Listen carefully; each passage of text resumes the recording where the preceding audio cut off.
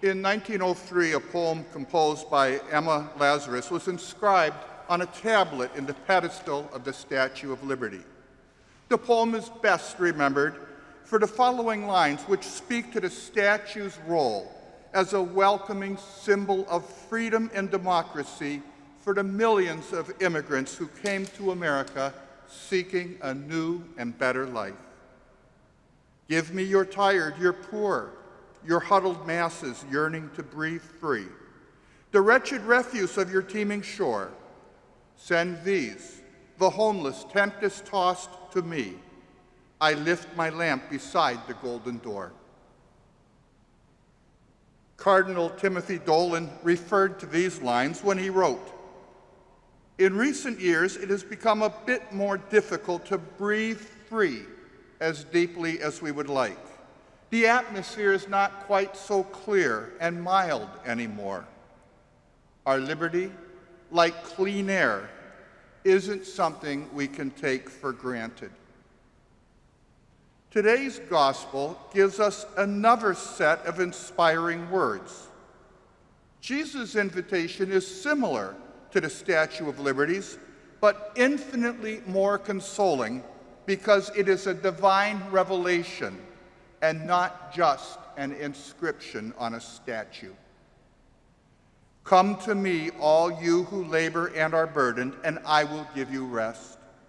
Take my yoke upon you and learn from me, for I am meek and humble of heart, and you will find rest for yourselves, for my yoke is easy and my burden light.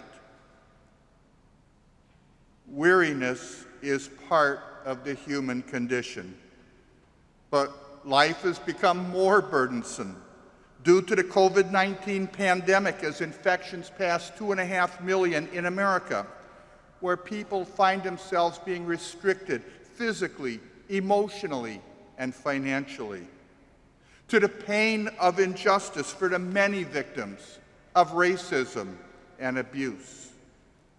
To the current effort to dismantle the Affordable Care Act, leaving millions uninsured. Or to the record 100-degree Fahrenheit on June 20th in Siberia, marking the hottest temperature ever recorded north of the Arctic Circle. Come to me, all you who labor and are burdened, and I will give you rest, is Jesus' invitation to all who have become tired in spirit. Now, of course, Christians will continue to experience frustration, trials, and suffering, but these burdens become more tolerable with the Lord's help. My yoke is easy and my burden light. Among the Jews, the yoke was put on the necks of 2 cattle so that together they could pull as one. The yoke was made of wood, hand-carved to fit the necks and shoulders of the animals to prevent pain or discomfort. Do not be misled by the word easy, for the word in translation means well-fitting. The yoke Jesus invites us to take, the yoke that brings rest to weary souls, is one that is made exactly to fit our lives and our hearts. The yoke he invites us to wear fits us well, does not rub us or cause us to develop sore spirits, and is designed for 2.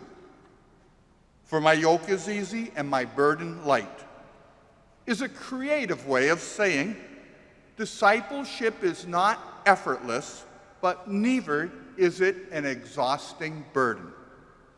To be yoked with something is to be joined to it in a union. The yoke of Christ is not just a yoke from Christ, but it is also a yoke with him. It is to know that we are not pulling on the yoke alone by our own power, but together with Christ and the strength that comes from him. To take the yoke of Christ is to associate and identify ourselves with him. our destiny with his destiny, our vision with his vision, and our mission with his mission. Take my yoke upon you and learn from me, for I am meek and humble of heart, and you will find rest for yourselves.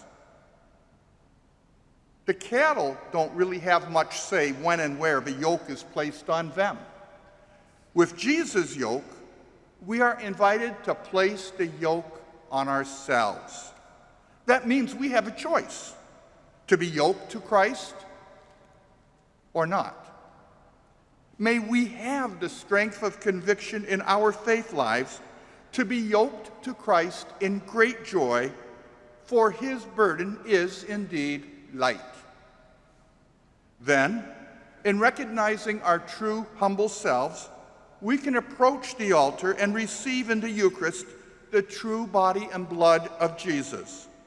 Then we are fully prepared to face the world and all of its challenges because we truly are yoked to Jesus.